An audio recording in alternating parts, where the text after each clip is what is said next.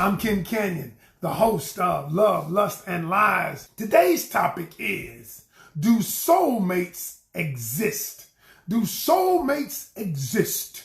Now, it's controversial, and I know some of you might not agree with me, but that's cool. You got your opinion, I got mine. And that's what this world is always built around. I'm sweating. All right, I had my coffee late in the day today. All right, so I got this letter. And the letter came from one of my former clients. And one of my former clients said this to me. Curtis Bigelow said, of course they do. Now, some people think I have a soulmate out there. One of my clients said to me, Ken, I am waiting on my soulmate. All right. And then I said something pretty profound.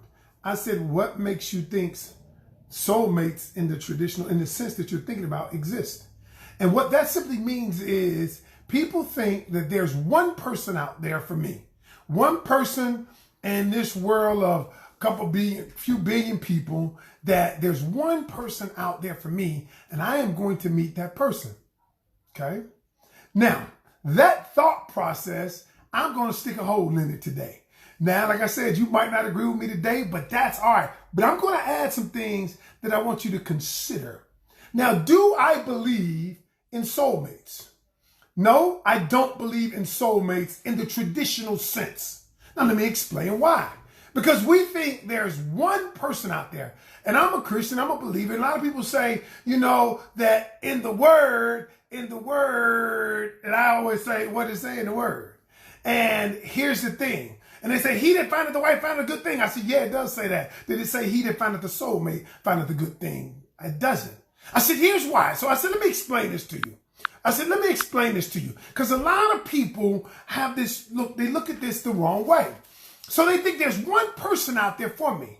And then I said, the problem with that is that just in the word. He said, he that findeth a wife, not the wife, not the wife. So what we get confused is when we think that there's just one person out there who can help us do life together. I think that thought process is flawed.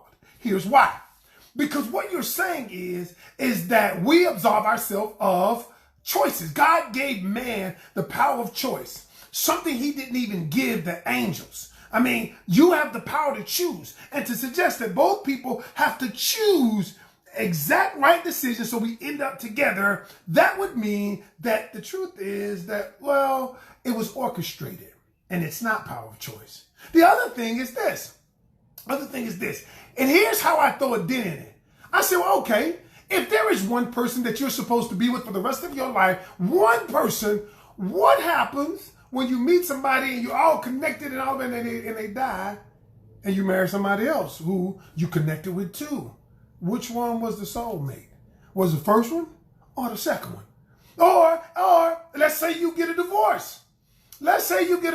Okay, you got into it, you were connected and all of these things, and you get a divorce. That person wants your soulmate, or it didn't work out? What is it? And so this is where the ideology is flawed. See, God gives us the power to make decisions. He gave man the power of choice, something so powerful he didn't even give the angels. Now, I don't believe there is one soulmate. Here's what I do believe.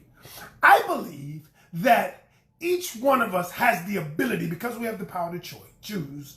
I believe that we have the ability to connect with somebody on such a deep level, and I think that could happen more than once. Now, I'm not talking, and I'm going to get into how do you find out who that person is. See, because we've been taught traditional thought patterns to say there is one person out there for me, and I'm going to search my whole life to find that one person. And then your ass end up with nobody. The problem is, and you can go back to spiritual. God even said, he that findeth a wife, a wife, not that the wife. Okay, if you want to bring in scripture. So here's my problem. My thing is this. I think what God does, and I think what we should do. You find someone that you connect with on a level that is much deeper than anyone you connected with. I'm going to give you 3 ways to know that if this person is quote unquote, your soulmate. And what I mean soulmate, I mean your souls connect. I don't mean that there's just one person out there for you. See, the way I believe soulmates is I believe that there is somebody that your soul will connect with on a much deeper level, and that will be your soulmate. Not the way we think about soulmate is that there's only one person. So what I'm going to do, I'm going to tell you how you know. How do you know? How do you know the person is your soulmate? Meaning our souls connect in a way, not that you, because your soulmate, you might connect with more than one person in your lifetime. You might connect with two people. It just so happens that the person I am connected with now is my soulmate because we have connected our souls together. Not because I'm the only one she could have chosen. So what I'm saying to you is this. Understand this. So I'm going to let you know, first of all, I'm going to let you know how you know that they're your soulmate from the connection standpoint. I got 3 ways to know. And then I'm going to tell you this before we get into that is this. How will you know if you're ready? How will you know that once you find this person that your soul connects with, how will you know if you are ready to connect? How will you know?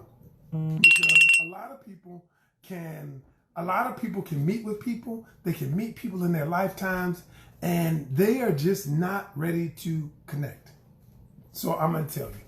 I'm going to tell you. The doctor's going to let you know how to do it. All right? So the doctor's going to let you know. All right. So this is what we're going to do. Here it is. Number one, I wrote three ways you know. Number one, the first way you know that this person is your soulmate, what I mean, like I said, soulmate, your soul connects, is this. Number one is there is a deeper emotional, mental, and spiritual connection than you've ever had before. Now, you might have had it once. See, here's the thing. This kind of connection that I'm talking about doesn't happen much in life. It happens sometimes, but for you to connect with the person on all levels, mental, physical, spiritual, and emotional, and I would even say 3 out of 4, because sometimes even with physicality fades. You know, we all don't look as young as we did when we were 20. And what I tell you is, that's why I'm saying, you got to connect on a deeper level. Your souls connect. How do you know your souls connect? Because mentally, spiritually, doesn't mean you agree about everything, but it means mentally, physically, spiritually, and emotionally, we connect on a deeper level. And how do you know it's deeper? How do you know it's a soul connection? A soul connection has something to do with your core being. When the person connects to your core being, you know who you are at the core. I'm not talking about your imposter. I'm not talking about the characters we play. I'm talking about the person who connects on a deeper level at your core being, your core belief system, your core thoughts. They connect. And you know it. You know it. And see, that's different than your hormones blowing up. That's different than your hormones blowing up and you feel all googly eyed in your stomach. You know, you feel all googly and every time they cough. That's different. That's not connection. That's infatuation. That's hormones. And a lot of times that's lust. But when you have a soul connection, all 4 of them connect. It's kind of like, y'all, you know, you plug in the outlet and you got the outlet with three plugs and you plug it in. But if you try to plug an outlet with 3 prongs in and you only have 2 outlets, then it won't go in. And that's how you know the soul connect. All right. Second way is, how do you know the person is the soul mate or the soul connect is what I'm going to call it. Let's call it the soul connect. How do you know? Ooh. Their existence complements your purpose. I'll say it again. Their existence complements your purpose. See, when people say things like, you complete me, nobody can complete you. Nobody can complete you. The truth is, people can only compliment you.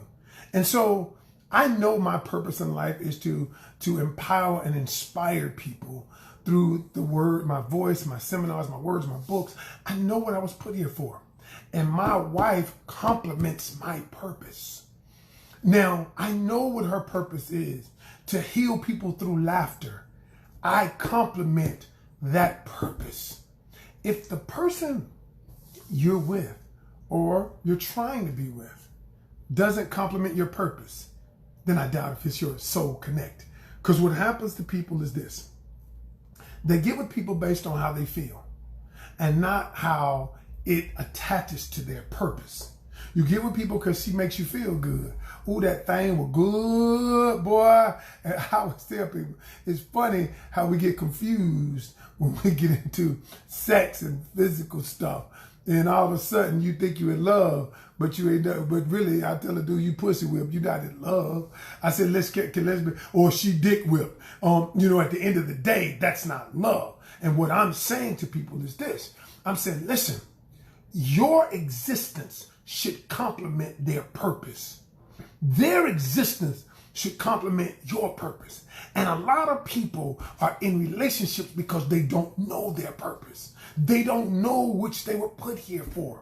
And so before you ever get in a relationship, you need to seek out what is your purpose in this life. Because all of us have been put here for a reason, for something we're supposed to do that only you can do. You're uniquely gifted to do. All of us were put here for that. And even the people who have gone through trauma and things, they think that they weren't gifted. They weren't put here for anything like that. But yes, you are. You are. And so what we have to do is understand, if this person that I'm with, see, a lot of times the people that we're with, they don't complement our purpose, but we still like them. We say we love them. We love them for whatever reasons, but whatever hormones and then you say you love them, they don't complement your purpose. And then all of a sudden you find out a year, 2 years later, you're like, man, I ain't know that person. I wish I had not done that. So that's what I'm saying. And again, and some people may believe different than I do, and that's fine. But what I'm doing is trying to understand. I'm trying to explain to people, because I have a lot of people who want to be in a great relationship, and they will say things like, that this is not my soulmate. I'm like, okay, all right, how do you know? And so what I'm saying is, what happens is, how do you know? I said, you know, because your souls connect. Your souls connect. And in this world of billions of people, so God said, so you saying to me, God said, okay, I'm going to play a cruel trick. I'm going to put your soulmate in Pakistan. I'm going to put your soulmate in Pakistan, and I'm going to put in Pakistan under, tyranny regime, and you ain't going to never get to her. That don't even sound right, y'all. That doesn't even sound right. And then you say, well, okay, God put out all our soulmate, my soulmate in the United States. She put it in North Carolina. Or, you know what I'm saying? That doesn't even sound right. How ridiculous does that sound? I'm just saying. Just putting a little practicality to it. And the third way, how do you know this person is your soul connect? Because again, your souls have to connect, is this. I remember my late bishop said this. He said something so powerful. He said, ask yourself this question. Do you feel that there is someone else in this world better for you than the person you're with? Can you see yourself being with someone else because they are better for you? Then he says, that's not the person for you. Because when I married my wife, I couldn't see anybody else. Now, could there have been? If she would have started tripping? Probably so. Again, she say I was the only one for her. Probably so. Because I'm the only one that could put up with her. But I could not see myself with anyone else. And y'all, the reason God gave us imagination, and I'm going to end on this note right here. God gave us imagination for a reason. He said, He gave you imagination so that he could show you how he sees you. And so every time you imagine yourself in a great relationship with a woman or a man that loves you for you, in a great relationship where you can be yourself, in a great relationship where you can build something bigger than you, God showed you that, because what he's saying is, that's the way I see you. That's what I want to give you. All you have to do is get rid of false beliefs. Get rid of limiting beliefs that have held you back. Stop, because y'all, we're only one belief away from changing our life. Just one.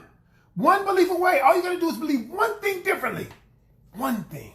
And on this show, that's what I try to give you. Just one. All right, y'all. That's my time. I wanted to make it sweet. I wanted to make it short. But I want to give you this, leave you with this. Your job, as I see it, should be to find somebody that you connect, your souls connect. That might be more than one person, but you're looking for just one. And the truth of the matter is, your soul is who you are at your core being. Stop looking at this superficial stuff, y'all. This superficial shit is not getting us anything but heartbreak. The way they look, the car they drive, and, the clothes they swag. And then you forego all of the things that matter. Because remember what I said. When you connect, physical, and it might not even be so much physical, because I saw something recently, I'm going to take physical out of it. I saw something recently, a show called Love is Blind, that really changed my mind. But I know mental, spiritual, and emotional connection. When that fits, I would explore that as being my soul connect. All right, y'all. That's my time. I'm Ken Canion, the host of Love, Lust, and Lies. And until tomorrow, y'all be good. Hey, look, remember, every journey starts with one step. Take yours today.